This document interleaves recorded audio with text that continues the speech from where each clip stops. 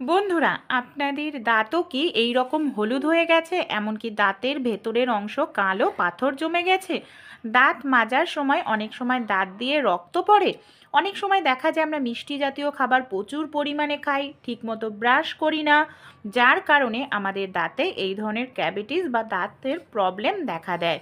দাঁতে পাইরিয়ার মতো সমস্যা হয়, দাঁতের মাড়ি যন্ত্রণা করে, ফুলে যায়, এমনকি ইনফেকশান হয়ে যায়। তাই ঘরোয়া কিছু উপায়েই কিন্তু আমরা আমাদের দাঁতটাকে, হলদে দাঁত এমনকি কালো দাগ হয়ে যাওয়া দাঁতও সাদা ধবধবে করে নিতে পারি। দাঁতে পোকা ধরার সমস্যা থেকেও খুব সহজেই দাঁতটাকে বাঁচাতে পারি। চলুন আজকের ঘরোয়া টোটকা দেখে নিই।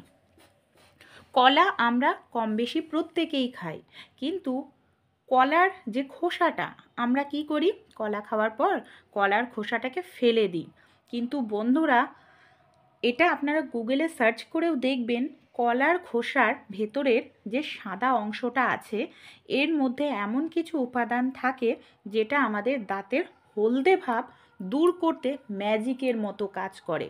বিশ্বাস হবে না আপনাদের, পরপর আপনারা 3 দিন এই যে দাঁতের যে হলদে ভাব, দাঁত দিয়ে রক্ত পড়ার সমস্যা দূর করতে পারবেন এই কলার খোসার সাহায্যে। কলার খোসার ওপর সামান্য পরিমাণ খাবার সোডা দিয়ে ভালো করে মিশিয়ে নিলাম। খাওয়ার সোডাটা দাঁতের হলদে ভাব দূর করতে সাহায্য করে। কলার খোসার সাদা অংশ দাঁতের যে ক্যাভিটিসের মতো সমস্যা বা পাইরিয়ার মতো সমস্যাও দূর করে। এরপর আমি নিয়ে নিচ্ছি টুথপেস্ট। যে টুথপেস্ট দিয়ে আপনারা দাঁত মাজেন, যে কোনো টুথপেস্ট সামান্য পরিমাণ খাবার সোডার ওপরে এইভাবে লাগিয়ে নিন। খুব সুন্দর করে লাগাবেন কলার খোসার ওপরে। এবার চলুন এটাকে আমরা কিভাবে অ্যাপ্লাই করব দেখে নিই। আরও একটি ঘরোয়া টোটকা শেয়ার করব দাঁতের পাথর তোলার জন্য। দাঁত আমাদের যখন এরকম রক্ত বের হয়, ব্রাশ দিয়ে দাঁত মাজতে গেলে এমনকি দাঁত হলদে হয়ে যায়, তখন আপনারা এই ঘরোয়া টোটকাটি অ্যাপ্লাই করবেন। দাঁত দিয়ে রক্তও বের হবে না, দাঁতের হলদে ভাব দূর হবে। দাঁতের ওপর দেখুন এইভাবে কলার খোসাটা রেখে আমরা দাঁতটাকে মেজে নেব। ধীরে ধীরে আলতো আলতো করে মাজবেন, কারণ দাঁত দিয়ে যেহেতু আমাদের রক্ত বের হয়, যাদের রক্ত বেরানোর সমস্যা 3 থেকে 4 দিন করুন, দাঁত দিয়ে রক্ত বের হবে না, পাইরিয়ার মতো সমস্যা দূর হবে, দাঁতের হলদে ভাব দূর হয়ে যাবে, দাঁত হবে সাদা ধবধবে। এইভাবে সামনের দাঁত, ভেতরের দাঁত ধীরে ধীরে আপনারা দাঁতটাকে পরিষ্কার করে নেবেন। চলুন জল দিয়ে আপনাদের ধুয়ে দেখাই। বন্ধুরা, ম্যাজিকের মতো রেজাল্ট পাবেন, কারণ এটা একেবারে প্রাকৃতিক ঘরোয়া টোটকা, তাই আপনাদের দাঁতের কোনো ক্ষতি কিন্তু হবে না। চলুন পরের ঘরোয়া টোটকাটি দেখে নিই। এখানে দেখুন আমি নিয়ে নিয়েছি রসুন।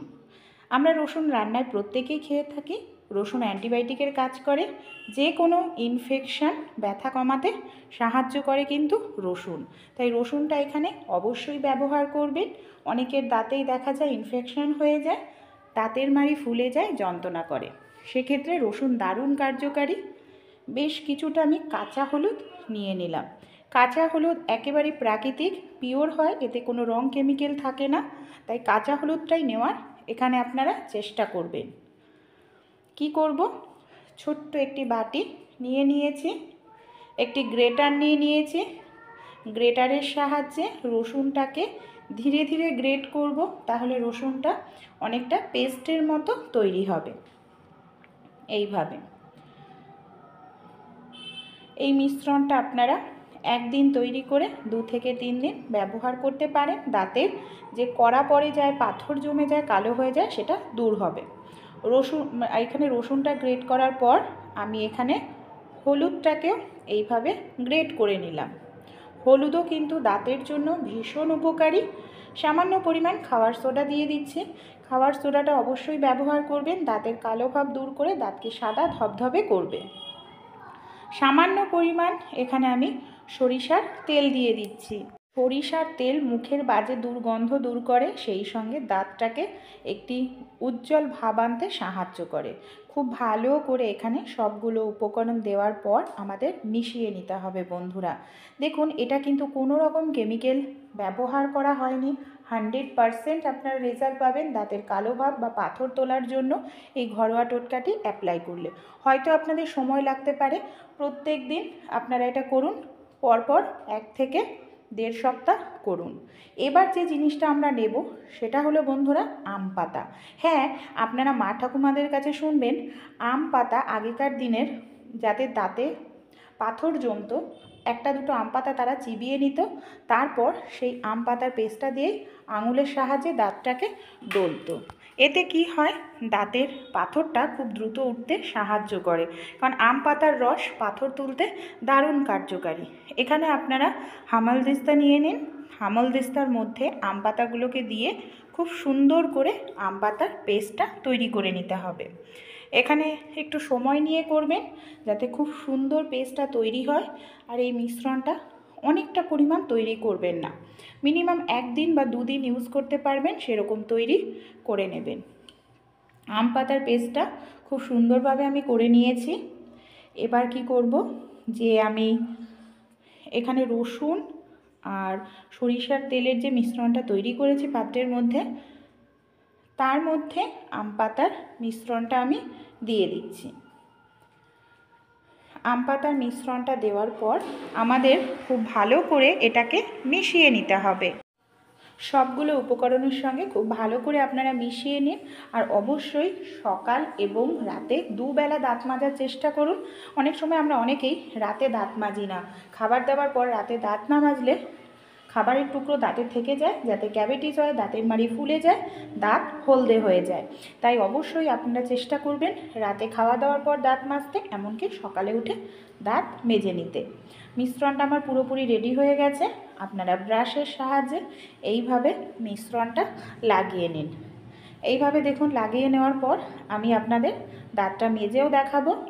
অতিরিক্ত জোরে জোরে মাজবেন না দাঁত, এইভাবে ওপর নিচ করে, এমনকি ভেতরের দিকটাও ধীরে ধীরে আপনারা ব্রাশটাকে ইউজ করবেন।